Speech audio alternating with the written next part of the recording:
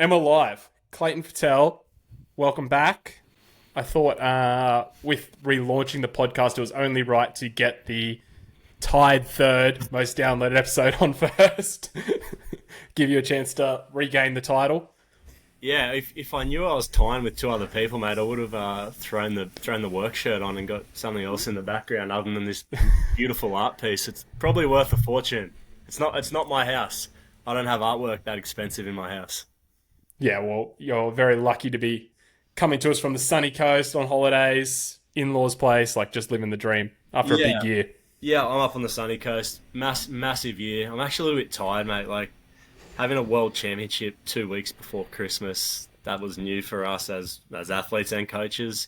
So, we ran our athletes deep into the calendar year, into the year, and yeah, I mean, it was awesome. Like, it was cool to race off the back of an Australian summer for once against the Europeans and the Americans that usually come out of their summers.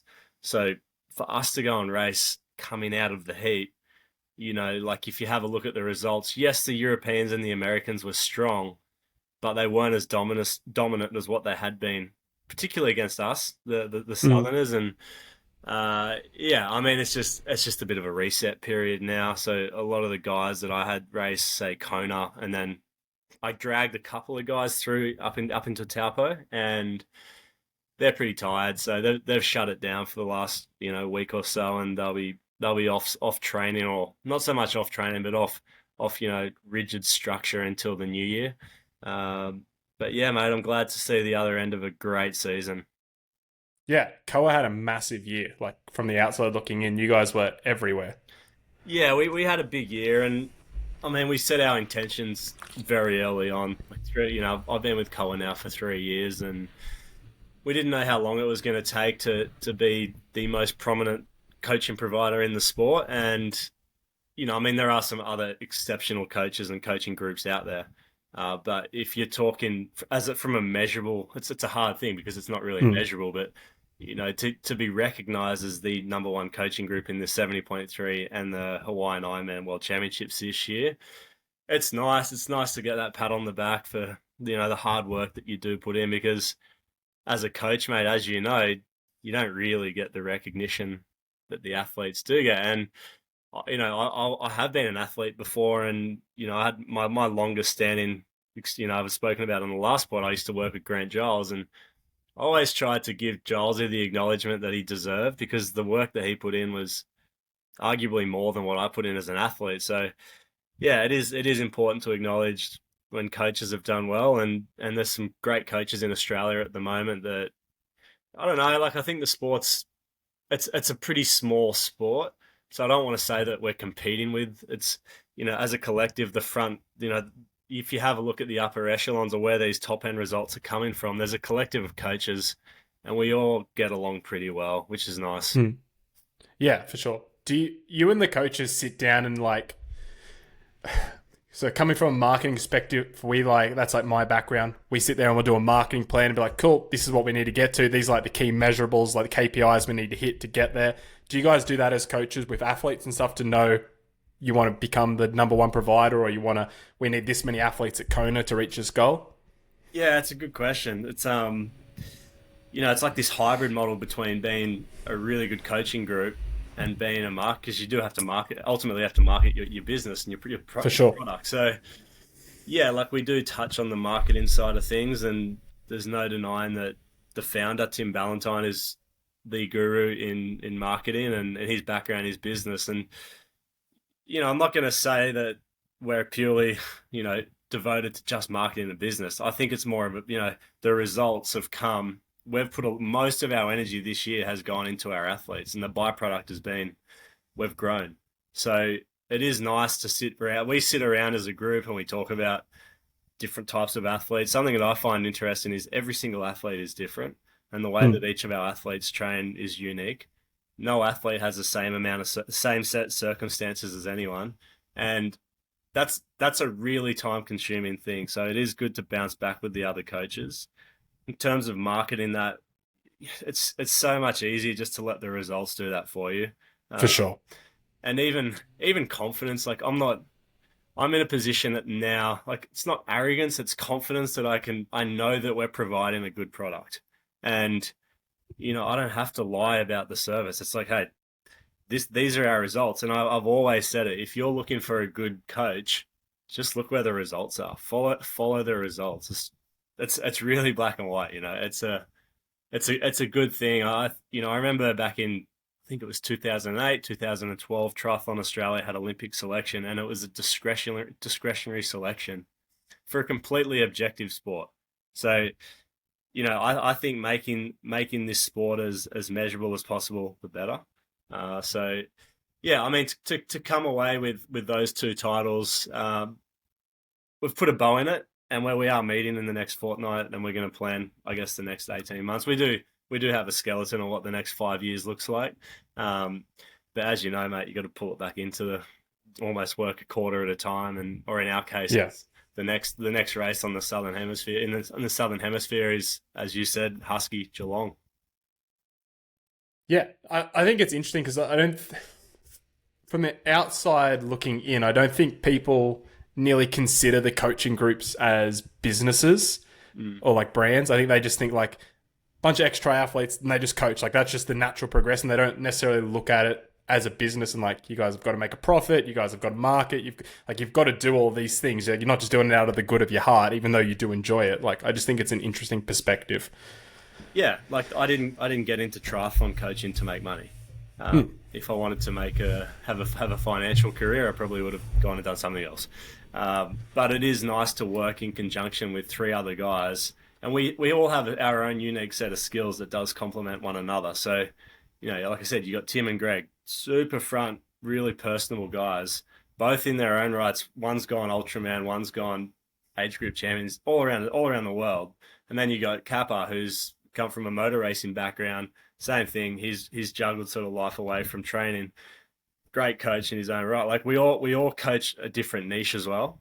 So it's like, we have found our separate niches, and having that for me as a pro, having these guys to lean on and to market me certainly does help. So previously to me joining Core, I was basically running my own show. I had I got up to six, had six coaches working for me. And I remember my athletes weren't getting the service they deserved. And the reason being was my attention was going into running the business and making sure that the coaches were doing their job. So it was only a short-lived thing for me. And I knew almost from the get-go, I was like, this isn't for me. This isn't why I got into coaching. So to be partnered with the guys at Koa, and it certainly helps me up. It helps me coach and give the athletes the energy that they require. Yeah, it just frees up that mental space. Yeah, like it's like training, mate. Like getting out of bed in the morning and questioning what you're doing as an athlete, it just doesn't work. You just there needs to be wake up. What's my training? Yeah, sweet. I trust my coach. Go and do it. And for me, like all I knew was triathlon. So to come into this business world, like yes, it is triathlon coaching, but there's no denying that it is a business.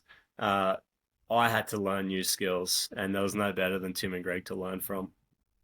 Yeah, awesome. You asked me before the podcast, like, what do you want to talk about? And I said a few things. I did not even mention that. It just came straight out. So I threw you a curveball straight off the bat. Yeah, I mean, it's good. Like, it's good. I think this podcast dynamic's good, where we can just kind of throw it out there, mate. And yeah, like I love coaching, and I love coaching with these guys.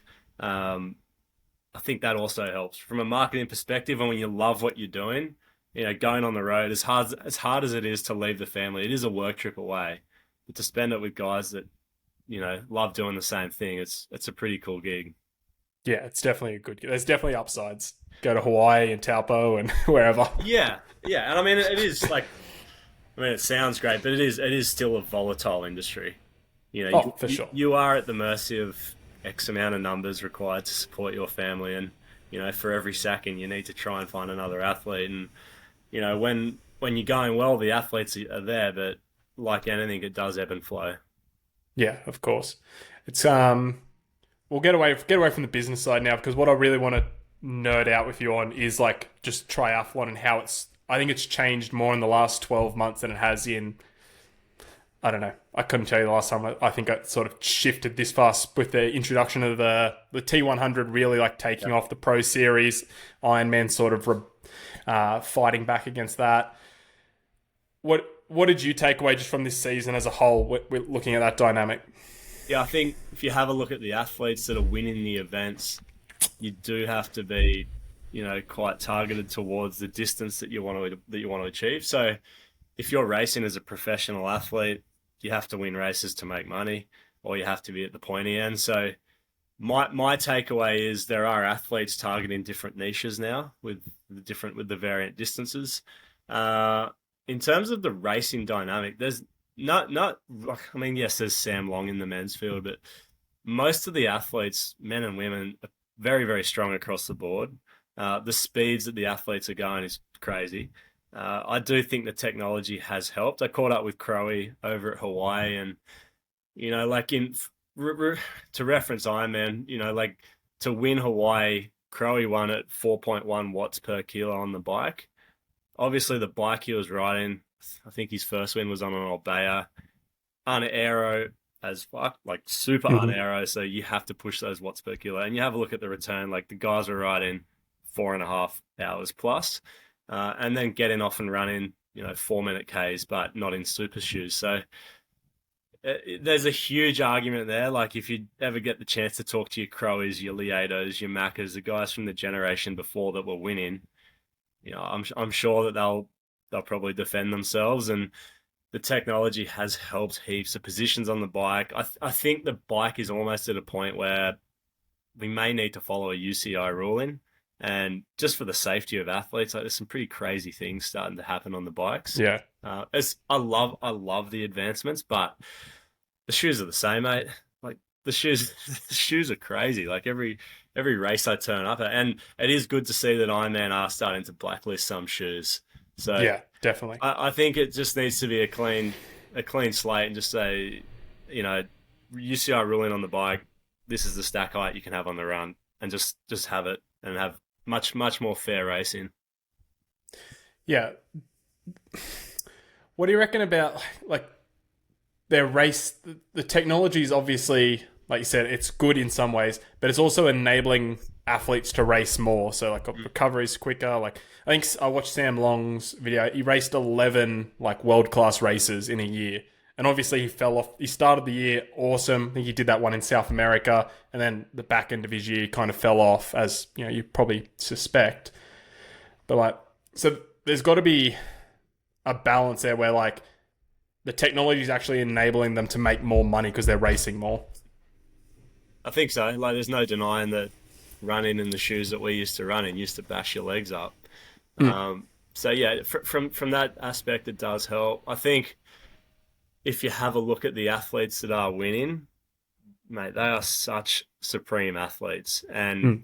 as I was saying earlier, they're good at swimming, they're good at biking, they're good at running. Naturally, their recovery is going to be crazy fast as well. So, I mean, I don't know. Like, I mean, they just have to bring a rule in. It's like the swimming, mate. The swimming had the super suits in 2008 through 2011. Don't quote me on that, but Yeah. yeah, like once. I mean, the thing is, those records stood the test of time until recently. I think there might be one or two left over, if that. I know Chile's 100-meter freestyle record not long just went. So some of the times that are going out now, to me as somebody that was just missed that, it's like, oh my god, I can't even comprehend how fast these guys are going. But once you do get a back end look at the data, the perceived effort isn't too dissimilar to what guys when I was coming through, guys at the pointy end of my racing were doing. So recovery 100%, overall time much faster. So it is good to see these guys can race more, because to race financially as a professional is really really tough, and you can't just rely on 2 or 3 races per year unless you were a Jan Frodeno. So you do have to go and race upwards of 10 times per year. You got to have your bonuses targeted at each of those events. So we used to sit down with our sponsors. October, for whatever reason, used to be the time that we all got together because it was Hawaii. all that tiny little industry would all meet on the island. It's like, what does your next 12 months look like? It's like, okay, here's my 10 events. You target all of your bonuses towards those events to get into, say, a top 5 in, 870.3s and, a podium at 2 Ironmans or whatever. And if you then go and tick those boxes, that's how you make your money. To live off the prize money alone is pretty tough. And, Yeah, right. I know towards the end of my career, I was having a look at the prize money and then having a look at what my mortgage repayments were, because my sponsorships were starting to dwindle away. So I didn't have the luxury of the bonuses. Like, okay, I have to go and finish top 4 and that'll pay the mortgage for the next month. And it's horrible. You do not want to race from that perspective. Yeah, and then it's like they always say, like, you want to race free and feel like you're having a good time. If you got that mortgage payment sitting in the back of your head as someone overtakes you, it's not a good time. It's not a good time. It's really, really stressful. And yeah, like, and the thing is, mate, like when you are racing, I remember racing from 25 to 30, and I thought I was a pretty old, experienced guy. Now I'm 38. Like, fuck, I was so young, and you're not cut out for it yet. Like that Yeah, stress, and then to introduce a partner, and then to introduce kids into the mix, it is a lot. So if you can, if I was a pro coming through now and you didn't have that financial security, like a trust fund baby, there's plenty of those out there. I would try and somehow generate a financial stream because I do think it would complement your racing. So I have 3 pros at the moment and they all have a secondary income. So the thing is, you just have to look at how much work goes in away from your training, because there's no denying that, stress is stress, and however you generate that stress away from training, your body can't differentiate from where the stress is coming from. It is going to affect for sure. how we recover and how we perform. So even emotional stress, mate, like that affects how we recover. So I do think it is important to have a little bit of a luxury by having a little bit more money and having a little bit of flexibility with how you live your life and how you go and perform at these events. Because if you race from that perspective, you do race better. And I didn't get to experience that until my last year of racing, I think. Yeah, it's like it's just interesting. Like I said before, how the triathlon changed. Like more and more money's coming into the sport. Like the T100 forced Ironman to play a hand and been like, hey, we're going to offer all this money over here. What are you going to do? Yeah. And it's like, I kind of likened it to like the boxing and UFC, is like, boxing was like this established brand, like, Showtime Boxing, all of that. They were like, this is what we pay the fighters, this is what we do. And then the UFC came in and blew them out of the water. Boxing never responded. And I kind of thought that's what was going to happen with Ironman. I'm surprised they did respond with the Pro Series. I don't necessarily think it's a better product, the Pro Series, but I do like the fact that they've done something to respond, like get more money into the game. Yeah, I mean, it provides athletes with an opportunity to explore different avenues as well. So there's no denying that Ironman is pretty one-dimensional. Like, you have a look at our World Championship. Until recently, it has just been in Hawaii. The same athlete is going to go and win Hawaii back to back to back to back. You get these guys winning 3, 4, 5, 6 on the trot. The race suits them. If you're a heat-adapted athlete, you don't have a high sweat rate, you're probably going to perform at Hawaii. If you're not good in the heat, you prefer to climb around Europe or something, go and race in Nice. But even Nice can be hot. So I do think it's cool to have these other events, different distances. Like, prior to my career, there was the Accenture Series, there was the St. George, there was the Tui's Blue. And, mate, there was a time there where they drew distances out of a hat. So they drew distance and the format of races out of a hat. So I think... Really? Yeah, mate. Like, and it was all televised. I grew up watching. The reason I got into triathlon was because of St. George and the Accenture Series, going around and seeing, Miles Stewart, Waldo, Welshie, Crowe, all these guys that I ended up racing. They're obviously in the back end of their career, but these guys were superheroes to me. And what I loved about it was rarely did the same guy ever win, because the event was always so different. So I do think Macca's doing a good thing with the Super League. I think it's a very, very hard market to crack. I would love to see, I just don't know if it's going to happen. You'd love to just see them all unite. And like, once upon a time, mate, Ironman had 8 events in the world. The best athletes in the world went and raced between these 8 events. And so competitive, super, super competitive. But now I do think, like with the PTO, you are getting the best athletes racing at a distance at different places around the world. So it does make for exciting viewing. In terms of sustainability and funding from an age group perspective, I think it's going to be tough. Like there's no denying that Ironman, they have the lion's share of age group racing around the world, and having the Kona Cherry there, that's so hard to compete with. Even Roth, like Roth with Challenge has got Roth. Outside of that, I mean, this is my what's the word I'm looking for? This Opinion? this is my opinion, that they just don't compete with Ironman. So Yeah. from a professional perspective, I hope they can sustain what they're doing. But ultimately, to sustain something like this, it is relying on the age group racing funding it. Yeah, and like you say, like outside of, I don't know how big it is in Europe outside of Roth, but like I know Caleb went and raced quite a few races in Challenge, and he said it was a good series, but it's like nothing compared to an Ironman race in terms of just volume, atmosphere, people there.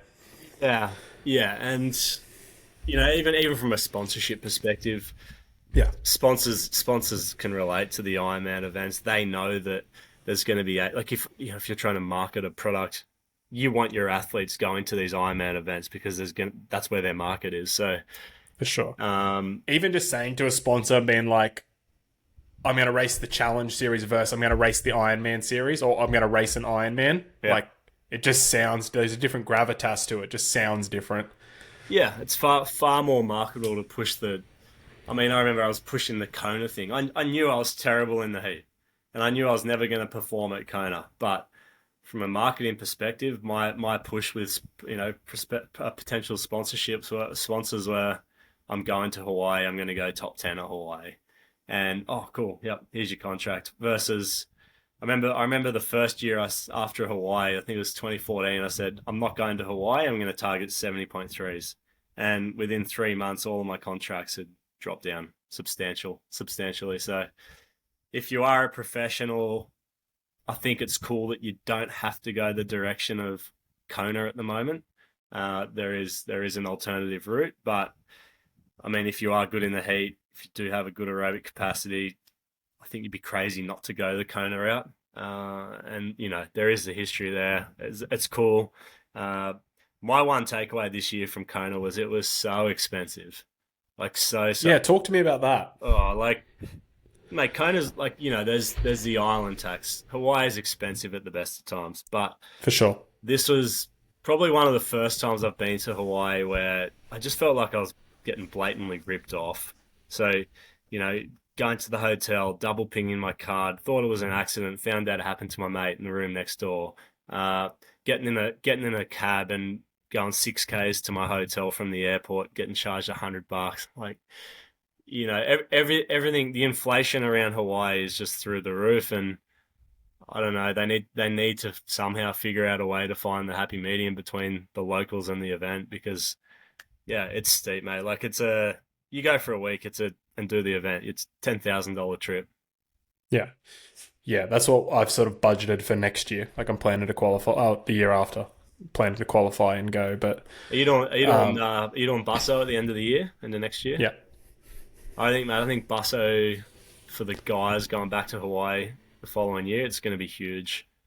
Yeah. I've spoken to quite a few of my guys, and Busso is certainly on the radar. So it's cool. Like, something I'm a little bit disappointed with racing at the moment is no Ironman Australia for the professionals.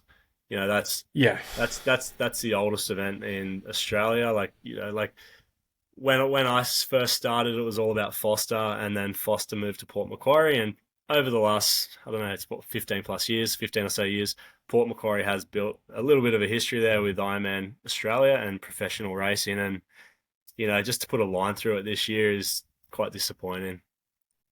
that is something I definitely don't like about the Pro Series, is that it's either a 70.3 or a full. Like, there's no option to do, like, there's no, even if you're not partaking in the Pro Series, you should be able to do a pro race at the full distance, or vice versa. Yeah, I agree. Like looking at events where they have had two races on the same day or the same weekend, it definitely does dilute it a little. So they do have to have one or the other. But when I was coming through, it was Ironman Australia was in May and the 70.3 was in November, and that worked really well. Yeah, right. Actually, no, Birdo told me that. I remember that now. Birdo, mate, Birdo never would have beaten me at Port Macquarie.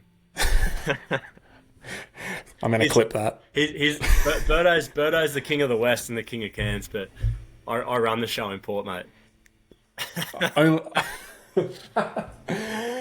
oh, Matt, if you hear that, you got to show him up. No, it's not hard anymore. No. Oh, didn't you break the swim record last year? Uh, I did a team event. I don't know. Yeah, in the team. Didn't you? Last year I think you swam. broke it. Last year I swam alright. It's amazing what buoyancy in a wetsuit does for your Yeah, it swim. helps. I always say to my athletes, the two things I starve you of, which help to make you a good swimmer, is buoyancy and strength. I pull the weight off you and I make you really tired. So you do generally swim like shit until a couple of days before the race, till you're ready to go again. Pray you come good. Yeah. Oh, mate, it's a pretty nervous sort of 2 weeks leading into it. Any Ironman event, because you are so. If you are ready, it's like you're shredded and you're on the razor and you just have to wait, and the form does come, but it comes very, very late. Yeah.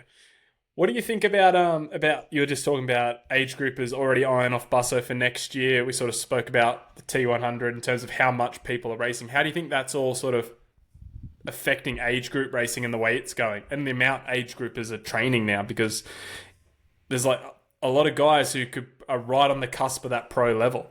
Yeah, so I think if you have a look at the best age groupers, I'll just use Australia as an example.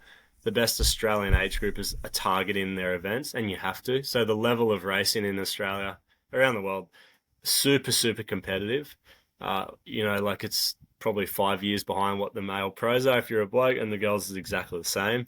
So you have to be very committed to your training, but same said with your events. You have to look at what your strengths and weaknesses are as an athlete, and that should probably help decipher where you go and you ultimately qualify. So I do think what COVID did for racing in Australia in particular was it did create a pretty solid divide between the northern and the southern hemisphere. So if you're a professional stuck this side of the equator and you couldn't get up there to race these guys, I feel like that professional tier kind of got away from us a little bit. And if you have a look at our results, Australians are nowhere at the moment. It's more, obviously got a few girls doing quite well. Our guys are not performing that well at all.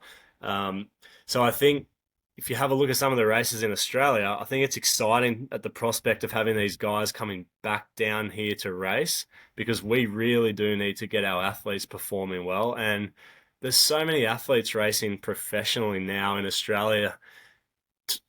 I shouldn't say it, but I will, to the extent that I think the field isn't where it should be. So I think the gap between the top level of an age group athlete, there's some top tier age groupers, and it's so easy just to transition into the back end of the pro field and get your ass kicked. And I think the qualifying needs to be a little bit harder to qualify as a professional. So, 15 years ago, it was pretty hard. It was really hard to qualify, and I went through this whole ITU thing and then transitioned into long course racing. But the apprenticeship was super, super long, and the gap between professional racing and in fact, we had under 23s, so that helps to that was a stepping stone into your elite racing. But if you're coming out of age group now and going straight across into professional racing, I don't know. It's frustrating to see, because you see guys starting the event and, the top girls are going straight through the back end of the pro field. And then these guys are almost racing age group anyway. So I think if you're on the cusp, I know it's cool to tick a box and say you made it as a professional athlete, but you have to be realistic and you have to put a time frame on it and say, all right, I'm going to give this 3 years. If I'm not competitive in the slightest, then maybe I'm not good enough. Go back and race as an age grouper. With that said, there are these guys racing the top tier of age group. I coach a handful of these guys, and mate, they argue, like, if you talk about specificity in a program, you have these guys managing work, kids, partners, etc. The training has to be so specific versus a professional that's trying to do it. A pro has the luxury. If you have an income, you do have the luxury of the time to go and do 30 hours a week. Do you need to be ultra specific with 30 hours? Not so much. Whereas the age group guys, the guys that are winning age group 70.3 Ironman, they're hovering around that 18 to 25 hours a week. And they just don't have time to waste. And Yeah. I think ultimately the difference is once you once you are going up into that professional field, the hard thing is if you've made that transition and you don't have a financial backing, like if you don't have that sponsorship, you're only doing your 18 to 25 hours, and then you have to go and work. And then you got to race these guys that are at the top of professional that have financial backing. So it's in this weird space where the rich are getting richer and the poor just aren't cutting it. And Yeah. It's nearly a net negative. 100%. It's tough. It is a really, really tough gig, and that's why I think you almost need to figure out a way to, I don't know, financially bankroll yourself for 12 months and give it everything, or find 6 months in your life. I know guys that took out bank loans and just said, all right, for the next 6 months, I've got 20 grand. What am I going to do with the next 6 months? Like, well, I'm going to eat well, I'm going to sleep well, I'm going to train really hard, and then I'm going to go race 3 or 4 times. If I make it, if I make it, if I don't, I'm going back to work. And it sounds cutthroat, but it kind of needs to be. That's professional sport. Yeah. Like, I think that triathlon's one of those weird sports where you say there isn't necessarily that line in the sand where it's like, hey, you need to be able to do whatever to qualify to be a pro. And I think there is an element where it does lose that cutthroatness. It's like there is no punishment for if you're the last pro and an age grouper overtakes you. I know that's probably a poor example, but No, like you be. probably shouldn't be getting run down. Mate, if I was racing age group and I call up the back end of the pro field, I'd let them know. Or for an age grouper, it's Yeah. phenomenal. But as the pro, there's got to be something. You got to be like, okay, like this probably isn't for me, you know? Yeah, and I think I don't want to beat up the guys in that position because there are guys that are asked, they're still doing their apprenticeship, and Of course, yeah. they're still refining, but there are also other guys racing professionally that just straight up shouldn't be there.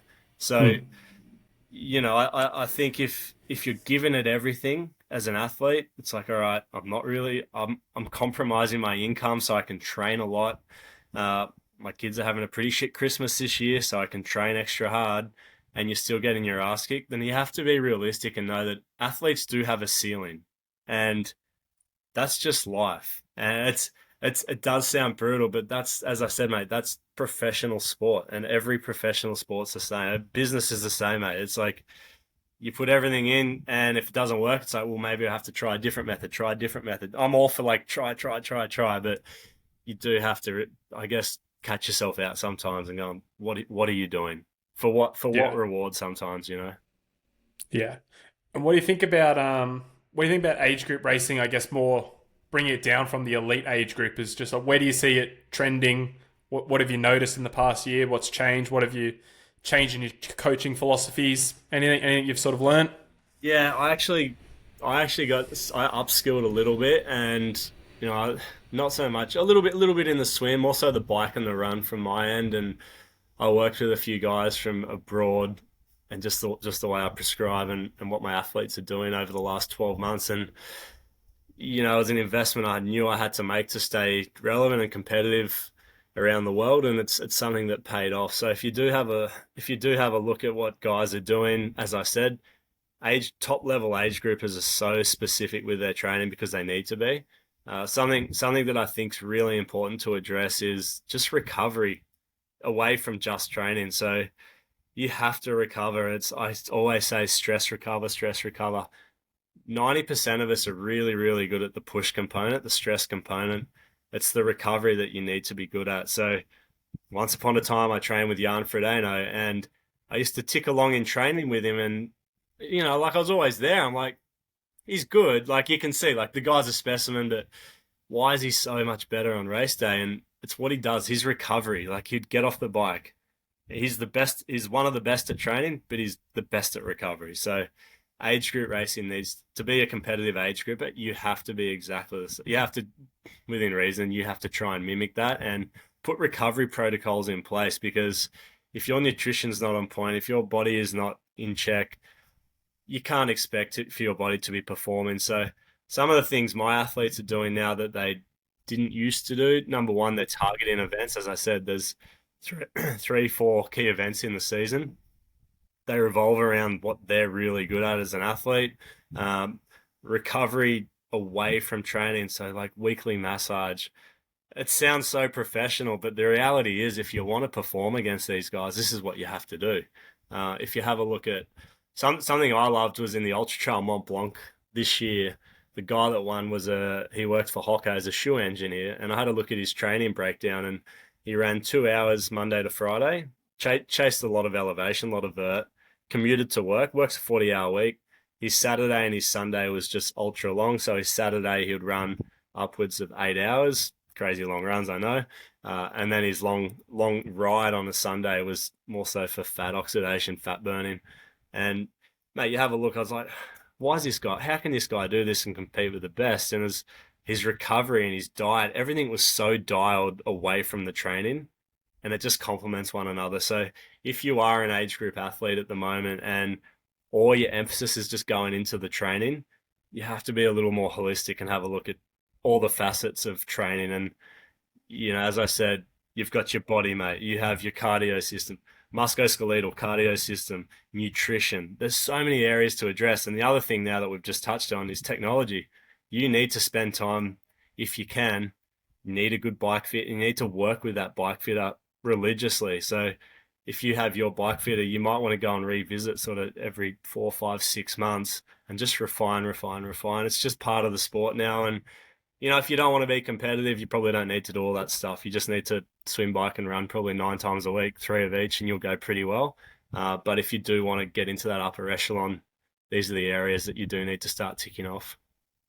Yeah, and like I've sort of just started dabbling in coaching in terms of just coaching like a couple of beginners do their first event, first triathlon, first marathon, things like that. Yeah. And I nearly find it's the exact opposite with the beginners where they're like, I'm worried about overtraining, I'm worried about this. And I'm like, well, you've trained 6 hours this week, so like let's relax. Yeah. You know what I mean? I'm like, they're like they want to buy compression boots, ice baths, like should I be doing sauna? I'm like, let's just focus on doing a swim, bike, and run every week. Like, oh, mate, consistency and frequency is first and foremost the most important thing. And yes, we have training peaks, and we use the metrics on training peaks.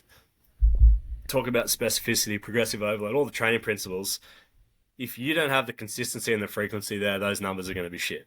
So I always say, get that right first. Figure out what keeps you consistent as an athlete. So, I have athletes that you might be a bit of an extrovert. You probably best just to try and incorporate some group training into your week-to-week program. You might be an introvert. You might be best to train on your own, but you need to know exactly why you're doing certain sessions. And then you might be, where most of my athletes land is somewhere in the middle, where you might incorporate a couple of swim squads and a long ride with people, but it needs to ultimately complement what you're trying to achieve and not for everybody else. So if you address those things, figure out, I guess, what breaks down your consistency as an athlete first and foremost, address those areas. Everything else kind of falls into place then. And it comes back to the old completion equals confidence. And, if you can be religious with completion of your session, just have a bit of a scale, like if you fall somewhere between 70 and 90% of compliant to what you're trying to achieve, and you try and push towards the upper end of that, that's pretty good. Like, even without contradicting myself, even my best athletes, guys that are winning Ironmans in Australia, like their compliance isn't 100%. It's, like a training program is there. It is a vehicle and it's structure, but you do need that bit of flexibility in that structure as well. So if you can try and find what keeps you consistent as an athlete, and then once you've done, a nice solid amount of consistency, all right, now I'll get a little bit more specific.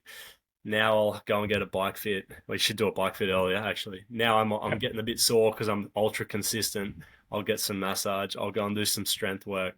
So it is very much a momentum ball. But yeah, you're right. I was up at Noosa this year and I saw guys getting off the bike, throwing the ultra flies on and walking 10Ks. Yeah, we've all seen that. Mate, I've definitely walked off the bike in pretty fancy shoes as well. Yeah, 100%, 100%. All right, there's two things I want to touch on, and then I'll let you go because I know the kids are in the other room. One, you just spoke about, and I haven't heard anyone, maybe because I haven't asked, but I haven't heard anyone say it before. You coach based on someone's like an introvert, an extrovert. Like, that's interesting. So, like, can you go into that just a little bit more? Yeah, so as I was saying earlier, mate, no athlete is the same. And you know, something I see a lot of at the moment, and one of my quotes, my sayings, is train the hardware, not the software. And to train your hardware, everyone is wired so differently. So I'll use myself as an example. I like to train with people. I like to train for an event. I'm not a guy that can just exercise just because. I prefer to have something up the road. So even internal motivators, you have to go down to the roots before you get an athlete working. And I love when an athlete comes to me and it's like, hey, I want to do this race, this race, this race. It's like, all right, well, sweet. This is what it looks like. Here's your 12 months. We can work backwards from that. You need to go deeper than that and go, why do you sleep in every third morning? Why do you stay up late every Friday night? You know, it's like, if once you start addressing those areas, and we all have our own reasons for staying up or not getting out of bed, once you start shining the light on those things, that's when the athlete really starts to blossom. And yeah, in terms of being personality type, I try not to clump all my athletes in that type A triathlon personality. Yes, there are a lot of those types in our sport, but even within that niche, they're all unique in their own. Yeah, like I'm a type A introvert. Yeah, so like if I was to coach you, mate, I'd be like, all right, I know that you're probably pretty self-driven, but if you find it tiring to go and spend time with people and go and do group rides, etc., then probably not going to suit you to go and do group sessions. So yes, I just think you need all these levers, you know, like if you've got a 4-hour ride on Saturday, for example, you're happy to, 90% of the time, you're happy to do it on your own. If you do have a group ride lever to pull, if you pull that lever once a month, then pull the thing. Like the alternative is you don't train. So you have to train. And I used to have this default day when I was an athlete, and it's a Brett Sutton default day. And it used to just be a 2K swim, 1-hour bike, and a 5K run. And I used to think I pulled that lever like once a month. It wasn't until I recently went back through my training plans from back in the day. I used to pull that thing all the time, and you know, it actually coagulates your consistency. Like it binds everything together, and over a quarter, if you do 6, 7, 8, 9 of those days, mate, that's for me with my momentum. If I didn't go and move my body and exercise, probably a 50% chance I won't do anything the day after that again. And then the next day I'll do nothing. So have these levers in place where you do veer away from what the program is, pull the thing, fully commit to it, don't second guess why you're doing it, and then just get back on the program the following day. I still do that to today, mate. That's a fucking gem, dude. I think that's, if anyone takes anything from this potty, I know like we've just sort of rambled on about some stuff, but that right there, like I love, that's cool. Yeah. So, and mate, it has to be unique too. Like if you find a session or two really easy, like I hate running in the morning and I hate swimming in the morning. I don't mind getting up and throwing my bike kit on and ticking out for an hour spin. And I don't mind going down the beach and rolling the arms over for 20 minutes. So if they're two things that I find, yes, physically I'm not working as hard as what the program was prescribed, but mentally I am getting a bit of a pullback from, as you know, mate, it's very mundane. It's a day in, day out thing. So if you can pull that lever, mentally refresh and then jump back in, it will help. But create that default day that's suitable to you. I just found having those 3 sessions that were really, really achievable quite good. And now I'm retired. If I did that default day every day, I'd be fitter than what I am probably now. Yeah. Cool. Last one I want to talk to you about, because you mentioned it, and something I've recently been doing is fat oxidation. And like I've really started to see some like quite good results and like adapting really quickly to it. Yeah. What do you sort of do with fat oxidation? What are your thoughts on it in terms of when people should implement it? Because for like context on my story, Berto messaged me out of the blue last year when I was training for Cairns, and he was like, "You need to be doing this, like blah blah blah." And I sent it to Guy, and he was like, "You're not there yet. You're just not ready. Like you're not conditioned enough to worry about that." Like, and now we sort of implemented it over the last month, and my ability to train fasted, my appetite post meals is like significantly changed, and like all for the positive. So I think it's a really cool tool, but it's interesting. I don't know enough about it to like talk to people when you should use it, why you should use it, etc. Yeah, mate. If you go back 10 years, Dan Plews was pushing the high fat, low carb diet, and Mm. I think the high fat thing's far more relevant to age group triathlon than what it's probably given credit for. So at the moment, we've got these crazy high VO2 guys. You know, you got Blumenfeld with a VO2 of 90 something. Mate, he's 10 kilos overweight. He can be 10 kilos overweight because his VO2 is fucking 20 million. Our VO2s are somewhere from 50 to 70. So we can't afford to carry 10 extra kilos.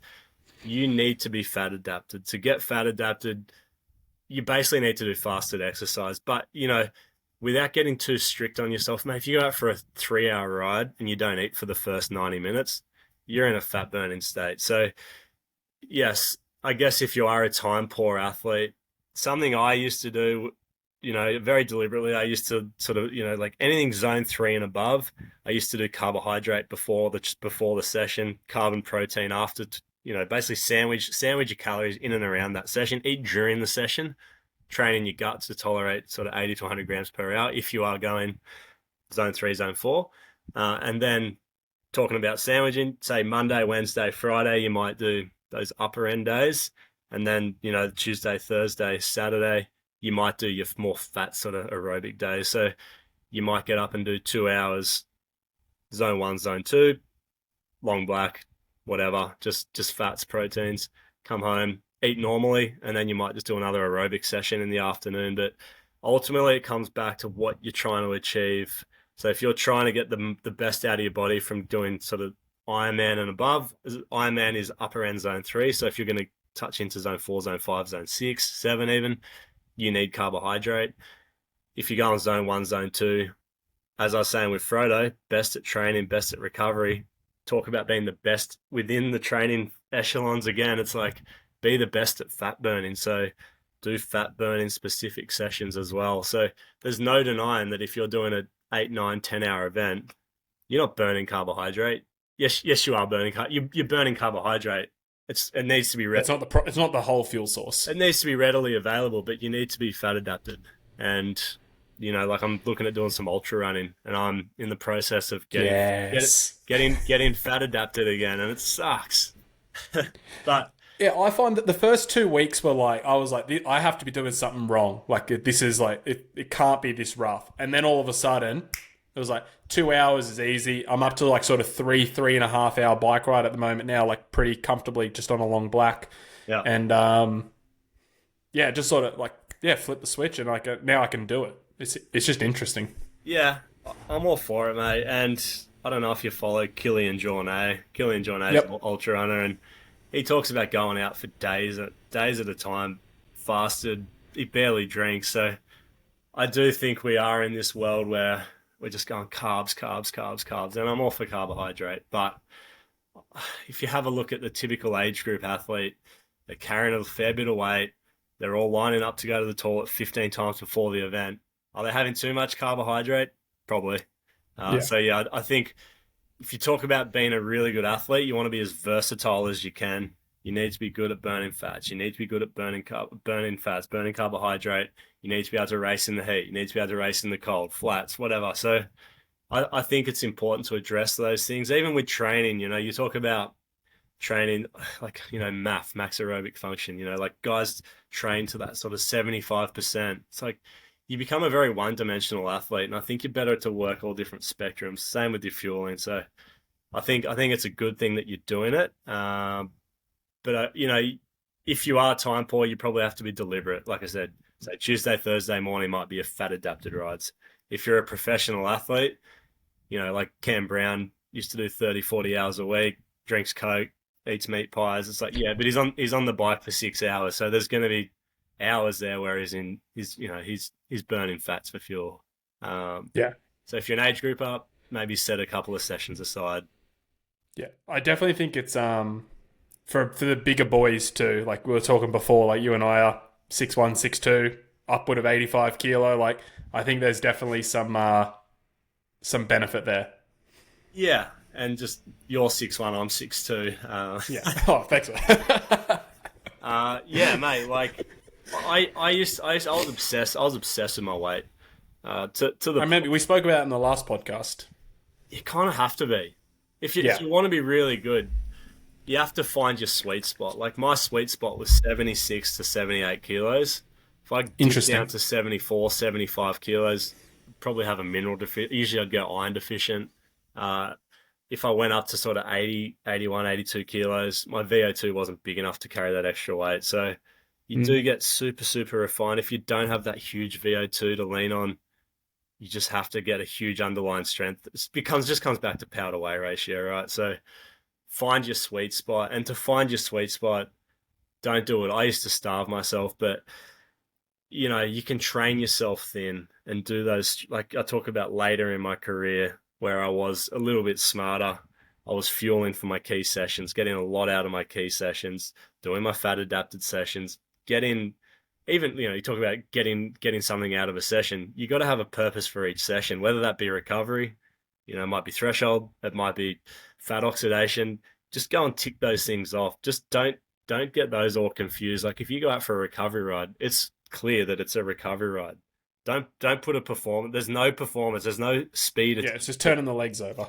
go and do an hour, mate. It might be 20 Ks. Like I used to go tick around at 26 Ks an hour and ride 4 watts per kilo for an Ironman. Like I knew that I could ride 45 Ks an hour in an Ironman, but you got to have that confidence to go and do the recovery stuff as well. And it's hard. Like it is hard to have that confidence but if you don't do it, you just end up being like a real gray zone sort of athlete. Yeah. Dude, that was awesome. Yeah, as I said, mate, feel a bit unprofessional in the bedroom on my holiday, but yeah, it's good to catch up. No, it was good, man. I'm going to stop the recording now. Cool, mate. Like, plug. Clayton, before we finish, give us a plug. Where can people find you? Coaching, all that good stuff. Yeah, mate. So you can find me at coasports.com.au. We're 4 full-time coaches. Personally, I'm on Instagram, Clayton Fettell, or Coach Clayton Fettell, or Clayton Fettell Cross Coa Sports. Just look up Clayton Fettell. There'll be about 15 Instagram accounts come up. I'll answer any message though. That's true. He gets back to you quick. I messaged him out of the blue for the first podcast. Didn't know me from bar of soap. Got straight back to me. So, awesome, dude. Thanks for that. Appreciate it. And I'll talk to you soon. All right. Cheers, mate.